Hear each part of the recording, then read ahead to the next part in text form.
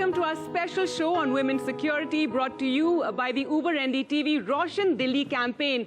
Now, it's no secret, Delhi is the crime capital of the country and it's one of the least safe cities when it comes to women. In fact, according to the police's own figures, in 2018, there were 5 rapes on an average every single day. So what can we do to improve this? What can communities do? What can NGOs do? And what can corporates also do to improve women's safety and security in the national capital and make it a model of freedom for all genders? Well, to talk more about this issue and talk about solutions, we're joined on the show by Raghav Chadha, politician, Aam Aadmi Party. Also joining us, Prabhjeet Singh, Head of City Operations, India and South Asia for Uber. Also joining us, RJ Guinea, somebody who's often raised the issue and various citizens' issues during her radio show as well.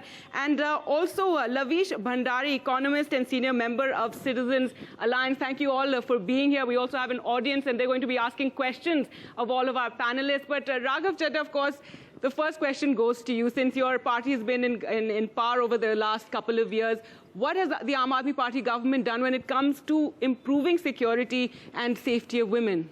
Right. So a few things that have been done by the Aam Aadmi Party that I would say have been significant towards ensuring safety and security for women in Delhi. One is, of course, installation of CCTV cameras. We have a lot of representatives from various RWA sitting here right in front of us. The process of installing CCTV cameras after a long struggle within the government, within the administration, has finally concluded, and it has resulted in installation of CCTV cameras now in every nook and corner of Delhi. In every street, every gully of Delhi, you will have CCTV cameras installed, and these installation of CCTV cameras is not being done by bureaucrats sitting in air-conditioned rooms. It's being done by elected representatives in active consultation with RWAs. That's one. Number two, you have certainly heard of the Delhi Commission for Women, headed by one of our colleagues, Swati Maliwal. Delhi Commission for Women is a constitutional body that was responsible for addressing concerns of women in distress per se, and before we came into power, for the last 8 years, that body was headed by a Congress leader. It essentially had become an office where kitty parties were held, and in 8 years of that we don't have anybody from the Congress here, so but yes, talk about the achievements of Swati Maliwal. Well, that's because the statistics say, and there was a report printed on your news website as well as in Hindustan Times, which clearly said that in the last 8 years of the Congress government's DCW, only one case of sexual harassment was dealt with. Under Swati Maliwal's chairmanship, we have solved more than 1 lakh cases. It has become perhaps the most active body across departments of the Delhi government. It's the only office that works even on weekends. And we all know the kind of stuff that Swati and her commission has done for women, and it has been widely reported in national as well as international press.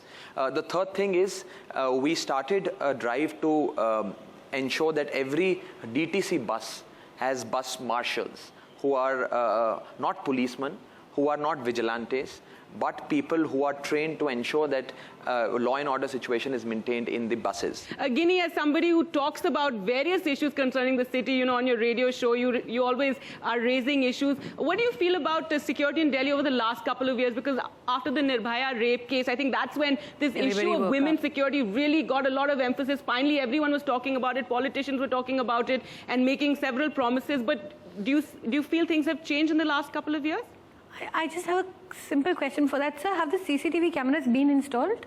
They are being installed as we speak. Already done? They are being installed. They are being installed as of now. The surveys have been conducted. They are being installed. Okay. There are members of the RWA who have been actively participating. That's what I wanted to know. Because the thing is that Delhi has 3 problems. One is that most of the areas are not well lit. True. And I've never really understood why that has not been. It's an issue that the government can handle, it's an issue that corporates can handle, it's an issue that RWAs can handle, but nobody's done it. The second thing that we talk about Delhi and commuting to a large extent is the Delhi Metro. Now, the Delhi Metro in itself is very well lit. The moment you get out of the Delhi Metro to either get into autos or to walk home, those are again very, very poorly lit areas, and nobody's really done anything about it. The third, when you talk about public transport, we did a whole study at Radio City where we actually went ahead and took public transport. there isn't, women do not turn around and say we feel safer, but what women generally say is that we don't have an option. So whether it's tuk-tuks in the night that they're taking to further off locations, whether it's buses, metros, definitely they do feel safer simply because it's well lit. But the issue of last mile connectivity, when they get off the metro at the station, again, that's when they feel, when it's dark and they feel unsafe. Yes. That's just the problem of Delhi, is also that even if everything was more beautifully lit, it will be easier for people to do. Also, there's a lot of apathy in Delhi. I mean, that's not something that any political party can do. It's all of us. You see a woman who's being teased in a bus, or somebody's passing a comment, none of us will interfere. Right, most people just tend to ignore that. They will, and I've seen apathy and this macho culture, the way people look at women, or just women who are out late perhaps, and so Delhi is a lot about Punjabi music. If you listen to Punjabi music, you know how they're looking at women on the whole. They're all bombs, they're all... You don't want to generalize like this either, but yes, I understand what you're saying. That's what they believe. There is a problem in Delhi. We do have this macho culture, this sort of a lot of patriarchal attitudes towards women and women being out. But I'll tell you another thing that's more worrying is that when you ask women that do you feel safe, they turn around and say no. If I'm a woman and I have my brother with me or a friend with me and I see another woman being tortured or at least being just teased on the road, I will turn around and tell the guy, don't get involved. It is mostly women also. I mean, all the women out here, you are not going to let the guy next to you go and get into a fight. And that is a problem that Delhi has.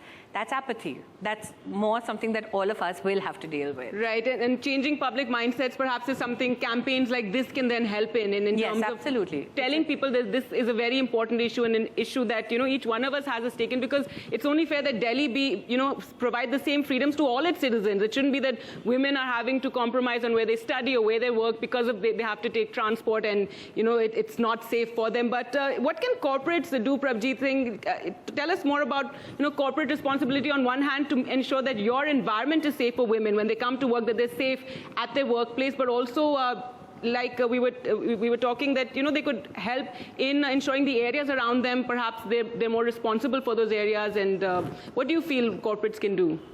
Look, at Uber, we believe corporates have a very critical role to play to ensure safety in the broader ecosystem. Safety, particularly women's safety, is a shared responsibility between government, law enforcement agencies, media houses, civic agencies, and also corporates. We believe what corporates need to do is to become an ally and to become a voice which will catalyze change and also bring to the table expertise. Just to give you an example, at Uber, we take safety very, very seriously. Our commitment to safety for both riders and drivers is absolute. We believe technology, which Uber is able to bring to the table, can help solve some of the challenges which are unique to India, unique to cities like Delhi, and we're already implementing them at scale. Not just the technology which we bring to the table for before the ride, during the ride, and after the ride, but also through partnerships. Just to give you an example, one of the partnerships which Uber has gotten into is with SafetyPin. It is a mobile app which does a safety audit of different locations across cities and identifies and gives a score based on multiple parameters. How well lit they are. Is there a public transit easily available? How crowded that space is, particularly at dark hours. Now, one of the challenges of making that app successful is to collect data at scale. So what we partnered with SafetyPin, which is a very, very inspirational organization, and we encouraged multiple of our driver partners which are traveling across the city and got them to start taking photographs of the specific device and GPS coordinates and feed it into the database, which helps SafetyPin identify specific pockets. I'm told they have taken that information and worked with the government and ensured that those pockets have got lit up. And not just that, they've gone ahead and done a second audit to make sure those locations are now being lit. To Ginny's point, that helps improve the broader awareness and perception of whether that pocket is safe. A second example of where non-governmental organizations and corporates can again work together and bring value to really mobilize public against this topic. We are partnered with the Manas Foundation, which is an NGO which works in the space of women's safety and education. And we have got thousands of driver partners which are on Uber trained through what is a very specific custom designed gender sensitization program. Now, why is this important? It's important not because we see that drivers are perpetrators or potential perpetrators of a crime. It is also more important because drivers are out there in public spaces and can become huge vigilants who can become a member of the public to help where need be, and in the process also get trained on behaviors. Right, I've actually sat through one of these training sessions, and it's fascinating to see, because this is the first time I think anybody is speaking to these drivers about issues of gender sensitivity, the way we look at women, the way we look at men, how we tend to stereotype them. And there was one driver who, when the lady who was the trainer, who spoke to them about the way why do women always stand with their bags in the front when they're in buses or in metros, and the driver, one of them turned around and he said that, lekin ladkiyan to यूं खड़ी होती हैं, कभी यूं खड़ी होती हैं, and if they stay very sober and quiet, and then nobody will say anything to them. And then at the end of the whole training session, I actually interviewed him after that, and he said, I want to apologize to ma'am, because she explained to me why, it's just something ingrained in us, the way we're brought up, these sort of patriarchal attitudes and stereotypes. But Lavish, more about what, like corporates, yes, there's a role that they can play, but communities as well, and these areas that we all are, and to ensure that they are a lot safer. So what kind of a role do you think, what more can be done on that front? So I'd like to back up a little bit, and there's a point that Ginny just made, and that's about that's about the RWAs. And to a very large extent, a lot of these activities are routed through RWAs. But the RWAs are just not empowered. There are no resources. There are people who work for them are not paid for it. They don't have secretariats. So trying to ask RWAs to put up street lights, or to put up, or to maintain maybe cameras. Just work with the government, work with authorities to ensure that... Even work with the government. It's not very easy to work with the government. Sure. You have to go multiple times to the timings that are convenient for the government. And so here, so first of all, we must appreciate that the RWAs are really, really under-resourced, under-respected organizations within the government. And I'm not talking about state, local, or central. Right? So if we want to do something of involving communities, the most important community organization is the RWA. So we must first recognize them, respect them, meet them as per their timings and not per your timings, meet them at their locations, and so on and so forth. Expecting RWAs to even maintain these cameras, I think that's a great thing that has been done. It's actually asking for too much. Many RWAs will not be able to do that. So first, I think what we do need to do is get this whole RWA animal out of the closet and empower them. Empower them, yes. All right. Okay. All right, but when we also talk about Delhi, there are many different Delhis. There's South Delhi and the colonies that are very different, but then there are the outer parts of Delhi, the JJ colonies as well, and somehow it's always a little skewed when it comes to women's security and ensuring there are enough buses going to those areas so that those girls can actually come to Delhi and work into maybe South Delhi, etc., and work better. And Raghav, that is something that the government also needs to ensure, that resources are properly, distributed around Delhi. No, absolutely. So Delhi is a city where almost 75% of the population lives in unplanned settlements. By that I mean resettlement colonies, JJ clusters, unauthorized colonies, slums, so on and so forth. And only 25% of the population lives in planned settlements. So it's very important that these unplanned settlements also have access to transport, quality healthcare, education, so on and so forth.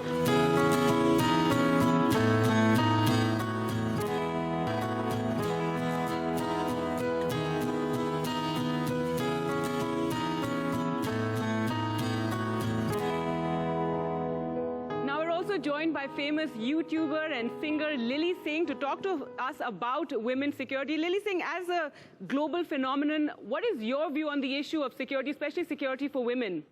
In regards to women's safety and women empowerment around the world globally, I think it's very, very important for women to speak, not only women and all people to speak up about the empowerment of women. I don't think it's solely women's job to do so. I think as a planet, as humanity, it is beneficial to everyone if women are educated and empowered and safe. It will statistically and scientifically create a better world. So I would say if it is not a priority in whatever country you are watching this in, it definitely should be around the world. Now you, of course, are a YouTube star. So when we talk about technology and safety, what is your view on using technology to help women feel a lot safer?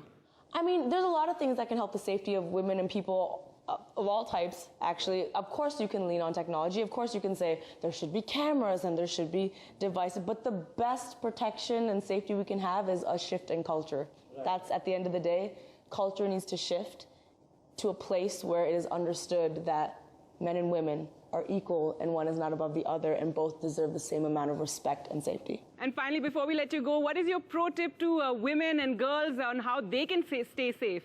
I'm a big proponent of changing the culture wherever I go, and if we let fear control our actions, we're never going to win that fight. All right, Lily Singh, thank you so much for speaking to NDTV on this very important issue of women's security. You know, we are the crime capital of the country. When we look at the statistics, the maximum number of crimes were like 4%, I think, of the crime happens in Delhi alone. And those were the police's own data that says that it's an average of 5 rapes every single day in the last year. So two things I want to ask. So, you know, right now when we spoke about how most of Delhi is living in unplanned cities and we're talking about JJ clusters, the poshest part of Delhi would be the airport, right? When you're getting out from the airport, whether you're taking a cab, whether you're driving on your own, there's construction happening. Now, when you're getting out of the airport, there's a really dark patch that you have to go through for about 7 minutes because it comes from behind. There is no lights there. It is the poshest part of Delhi. How are we going to get to the JJ clusters if that part, which is what Delhi is known for or everybody's seeing at the first part, is not limited? Second, sir, I agree with sir completely because I've worked with RWAs for a lot of campaigns with Radio City. They do not have the capacity to look at cameras, to constantly monitor footage, and to be able to do it. To push that responsibility on them. He's right, when they do not have powers, I don't know how much that's going to work. And to some extent, technology then comes in later. It's after the crime that the CCTV is actually going to help you. And I mean, you know, they need people who are guards. They need people who can punish people. Yeah. If they're seeing something happening, a member of the RWA can't go and physically stop that. He doesn't have the power or the position. All right. Go ahead. You see, before actually launching this whole CCTV project, we had extensive conversations with all stakeholders. And virtually all RWAs from every part of the city participated in that conversation, that dialogue that was conducted by the Delhi government. I was part of one of those conversations. And in fact, it was members of the RWA that suggested that we want to monitor the feed of the CCTV cameras. It's our area and we want to tell you where you need to install because you don't know where, you know, an IS officer sitting in the Delhi Secretariat doesn't know where it needs to be installed. So it's the RWAs that volunteered and we said, if the RWAs are saying this, we must. I completely agree that the RWAs need to be more structured and empowered. That has not happened. One thing I would like to also suggest, like we as parents who are blessed with daughters or with boys, we should also encourage them to have self-defense training. We should be at school level, corporate level, at all levels, and it should be compulsory. Our children should be self-sufficient to save themselves. All right, I'd like to go across to Guinea for that. You know, very often it's the girls who are, and yes, ma'am, not to say that it's not a good point that you should have self-defense and women should learn how to defend themselves, but too often the onus is on the women. That, you know, download this app, have an SOS button, have a pepper spray in your bag, learn self-defense. But we need to make Delhi safer for its women without them constantly being, you know, on the defensive. About that. I'm first to answer your question. I remember when the Nirbhaya case had happened, Delhi police had done a series of workshops, self-defense workshops for women. We spoke to Delhi police at that time on Radio City. They said barely anybody turned up. I didn't believe them. We actually teamed up with 2 people who were very well known in the field and we tried to do self-defense workshops. 4 people came over a period of 2 months. And these were this was South Delhi. So first to answer that. Secondly, ma'am, like, you know, when you said that it's nice, we're blessed to have to have girl children. What's happening is that you're putting the onus constantly on the girl child. Learn how to do self-defense. Self-defense is essential for everybody, as is cooking, right? I think that they're both equally important. Yes. But my point is that unless you change the men, unless there are stricter laws in place, I genuinely think stricter laws, and I'm sure Mr. Chadha will agree with me completely that stricter laws are the only thing that will stop. And being implemented and societal change, yes, like you're saying, teach your sons as well, but teach them also but I would say that post Nirbhaya, and when you had the committee set up, which also came out with Vishakha guidelines, that came out with stricter laws, that amended the definition of rape, that gave sexual harassment a completely different context. I think laws have been strengthened. We cannot say that laws have, the implementation of those laws is where the problem is. I'd like to get a final word from Prabjit about, you know, various issues. Maybe corporates can also come in here and help with some responsibility for security. I won't comment on the structure of the government decision making. No, I'm not asking I do feel value where corporates can play a role to actually overcome some of the constraints which may exist. Two examples of that. One is with RWAs itself. So today, technology allows us to leapfrog multiple challenges. For example, at Uber, we are trying to find a way to work with RWAs to figure out, are there streets which middle of the night get closed for security reasons and thereby need to get reflected in the maps which our partners are using? Or are there streets which require lighting up and thereby can we do an audit of that in partnership with third parties like SafetyPin? The second to me is also giving the empowerment back in the hands of the citizens. So for example, to me, technology allows us to ensure that today, when you book a ride on an Uber, as an example, you already know who is the person who's going to come pick you up, the name, the photograph, the number plate of the vehicle. I would love to partner with RWAs the way we are doing with multiple agencies, including this forum, to ensure we educate riders to make sure they check the photograph before they board the vehicle. Our RWA forums can help accentuate that through publicity at a local level. Also, during the ride, for example, on Uber platform, we have a feature called Share the Trip, which many of our customers like yourself told us to have. Now, that feature allows you to share your trip details with friends and family and trusted sources, where you are, how far you are. You don't need to be constantly on the phone to explain where you are, and that gives a layer of safety. However, the adoption of this feature, I would love for every trip to be using that feature, every customer to be using that feature. I would love for it to be a more grounds-up movement working with RWAs and agencies, and corporates can play a role around that. And as we said, Delhi is also many different sort of cities in one city, so we need to also think about the JJ colonies, etc., and improving security for them. But we're completely out of time. Clearly, lots of issues to think about here, lots of various solutions that we've spoken about. Clearly, more conversations need to be had on the issue of women's security. I think we want to see a lot more political parties speaking on this extremely important issue. Thank you so much for watching. Thank you so much for being here. Goodbye.